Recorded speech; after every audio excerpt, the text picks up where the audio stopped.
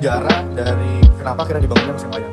Ya, jadi sejarah yang populer memang dahulunya sebenarnya bangunan sebelum ada bangunan museum wayang gereja. Nah, yang gerejanya tersebut hancur rusak pada tahun 1808. Nah, dibangun kembali bangunan yang saat ini yaitu pada tahun 1912. Nah, dibangun kembali dan baru difungsikan menjadi museum wayang pada tahun 1975 oleh waktu itu Bapak Ali Sadikin yang menjabat Gubernur Bali saat itu. Nah, beliau melihat ketertarikan kekayaan wayang yang sudah bisa dikatakan melekat dengan orang-orang Jawa. Lalu beliau melihat potensi wayang yang begitu besar, salah satu yang mendasari resmikan museum wayang ini. Baik Pak, langsung ke pertanyaan selanjutnya aja mungkin. Silakan. Nah, untuk museum ini ada nggak sih Pak kayak tantangan untuk melestarikan wayangnya, seperti mungkin tantangan dari kebutuhan ataupun kompetitor yang ada, atau dari segi pelayanan mungkin ada tantangan gitu? Ya, jadi memang kalau bicara tentang museum pastinya juga memiliki tantangan tersendiri-sendiri. Salah satunya bagaimana cara untuk minimal merawat koleksinya. Kalau untuk tantangan pengunjung ataupun tadi dikatakan mungkin ada kompetitor lain, jadi memang bukan tujuan utama kami juga sebenarnya, karena memang di sini fungsi dari museum sendiri salah satunya untuk selain untuk tempat rekreasi, di sini kami berfungsi untuk sebagai sarana edukasi, menggali teman-teman yang ingin mempelajari lebih dalam tentang wayang itu sendiri. Nah, seperti itu. Bisa ada pertanyaan nih Pak. Ya, silakan. Bagaimana cara museum ini berkontribusi pada masyarakat, khususnya pada perekonomian wayang barang gitu, Kan? produksi dan jualan, apakah ada kontribusinya gitu ke masyarakat? Jadi mungkin fungsi dari museum tadi saya katakan sebagai sarana rekreasi. Untuk koleksinya sendiri memang sebagian besar kami berasal dari hasil sumbangan-sumbangan ataupun juga. Nah, untuk menjaga eksistensi dari museum wayang sendiri, kami tentunya tetap berusaha untuk memberikan pelayanan yang terbaik, menjaga melestarikan koleksinya, juga menjaga kenyamanan pengunjung itu sendiri. Jadi tujuan kami juga ingin kami berguna untuk masyarakat luas, bisa dimanfaatkan untuk masyarakat luas. Izin aja ya Pak.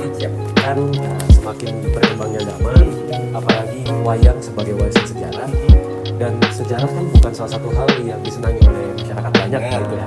Nah, khusus mungkin anak-anak muda zaman sekarang ini, mungkin dari pihak museum wayang sendiri ada langkah-langkah terbaru atau langkah-langkah yang ditujukan untuk menarik segala macam bentuk wisatawan gitu Pak, dari kalangan muda khususnya. Oke, memang benar budaya bisa digerakkan orang-orang tua. Nah, jadi memang salah satu cara untuk menarik generasi muda, salah satunya memang biasanya kami juga ada pertunjukan wayang, sebuah performance untuk menarik minat masyarakat luas yang ingin mengetahui atau menonton pertunjukan wayang.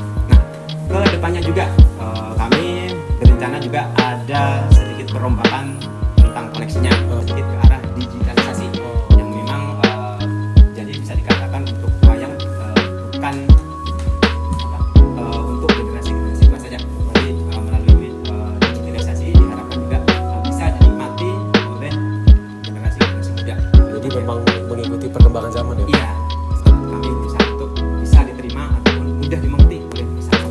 Baik, terima kasih Pak. Saya mau nanya Pak, bagaimana dari peran pemerintah dalam pengembangan museum wayang, seperti pengaturan dan fasilitas, pembiayaan dan investasi, serta promosi dan marketing. Bagaimana sih Pak dari peran pemerintah itu sendiri? Jadi memang tidak dipungkiri, kami di museum wayang ini memang berada di bawah pemerintahan, masuk ke di dinas kebudayaan.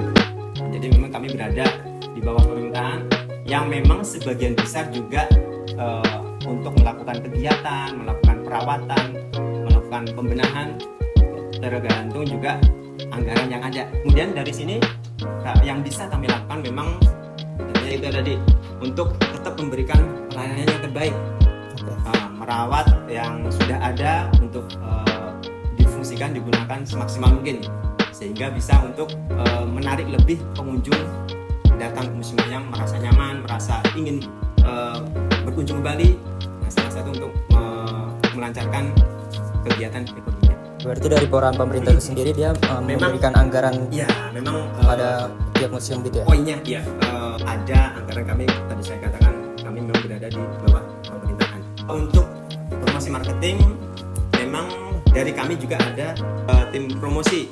Biasa kami juga main di Instagram, kami main di TikTok seperti itu untuk mengenalkan, mempromosikan museum kami. Ya mungkin dari sisi tren kunjungannya Pak. Bagaimana sih tren kunjungan wisatawan lokal dan mancanegara ke Museum Wayang ini dalam beberapa tahun terakhir? Apakah jumlahnya meningkat atau malah justru menurun? Oke, bisa saya tarik kesimpulan memang ya berbanding lurus sih, nggak terlalu meningkat, nggak terlalu turun signifikan juga. Memang kemarin, untuk yang tahun kemarin mungkin bisa dikatakan menurun, memang benar, karena memang selama kurang lebih setengah tahun kami ada renovasi gedung museumnya. Nah, memang kalau secara keseluruhan memang bisa dikatakan rata. Nah, jadi memang favoritnya memang untuk yang meningkat biasanya hari-hari libur, nah weekend juga bisa, ataupun hari-hari besar saat liburan. Nah, kalau untuk wisatawan mancanegara, kami memang sepertinya juga sudah sering berkunjung, yaitu dari turis-turis banyak, bahkan sampai 1-2 hari itu bisa mencapai ratusan orang. Mereka bisa saya katakan dari kapal pesiar, jadi rombongan turis yang memang khusus bertujuan di kota tua ini, di Museum Wayang, karena mereka tertarik juga akan budaya asli dari Indonesia Wayang itu sendiri. Terima kasih. Saya lanjutkan nanya Pak. Misalnya di Museum Wayang ini kan banyak koleksinya ya. Jika ada koleksi yang dirusak oleh pengunjung tuh, kebijakan dari pihak Museum Wayang itu bagaimana? Apakah dikenakan denda ke pengunjung atau memang tanggung jawab dari Museum Wayang sendiri? Ya, bisa dikatakan alhamdulillah sih selama saya kerja di sini memang belum ada kejadian yang seperti itu. Nah, jadi kalau menurut saya memang untuk sebagai bentuk pencegahannya kami ada minimal menempelkan hal-hal yang boleh ataupun yang tidak boleh dilakukan selama berkunjung di museum. Nah, ada juga tim kami dari security, ataupun ada juga teman-teman kami yang harus yang standby berada di tempatnya kerja masing-masing.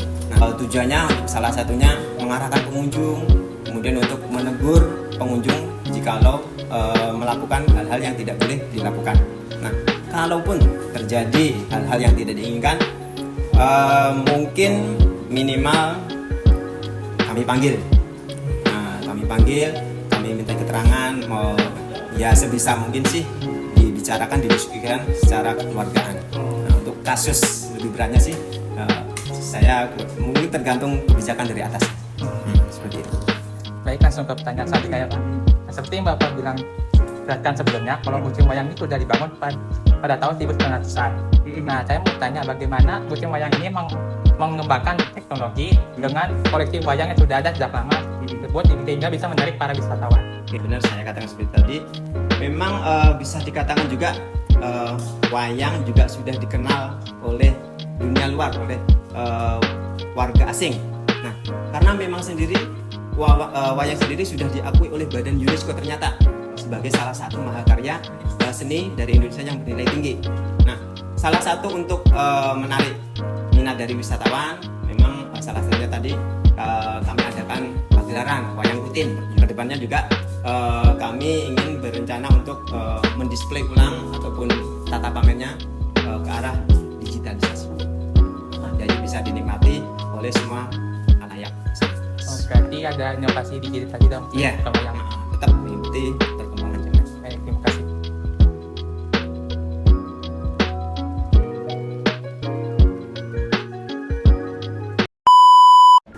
Demikian video singkat dari kami, mudah-mudahan menjawab beberapa pertanyaan dari teman-teman, dan juga terima kasih kepada Bapak sudah menyempatkan waktu untuk menjawab pertanyaan dari teman-teman. Mungkin cukup sekian dari kami, kurang lebihnya mohon maaf. Wallahul muwaffiq ila aqwamit thoriq. Wassalamualaikum warahmatullahi wabarakatuh. Waalaikumsalam warahmatullahi wabarakatuh.